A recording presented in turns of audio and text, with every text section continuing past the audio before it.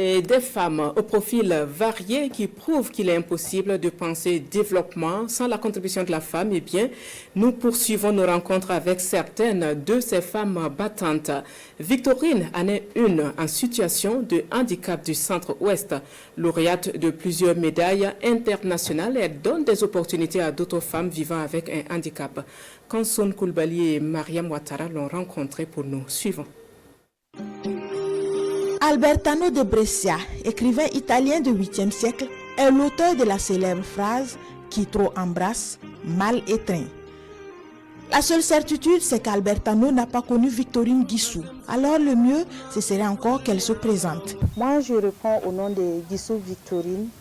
Je suis la coordonnatrice régionale des associations des personnes handicapées au niveau de la région du Centre-Ouest. Et je suis la présidente de l'association féminine les handicapés physiques Tegawende de Koudougou.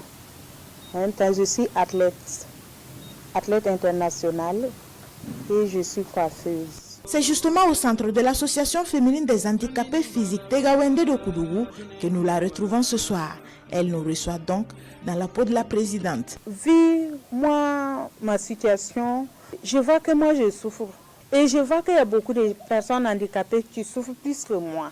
Et comment faire pour les accompagner? Voilà pourquoi on a eu l'idée de créer l'association pour amener les personnes handicapées à quitter la mendicité pour travailler et être autonomes demain. L'autre corde à l'arc de cette mère de 2 enfants, le sport. Après avoir essayé plusieurs disciplines, Victorine trouve enfin sa voie, ou plutôt ses voies.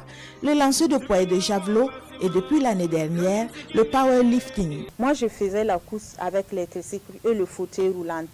Et j'ai parcouru cette discipline pendant longtemps. Et après, moi, j'ai vu que nous, nos vélos ne sont pas adaptés.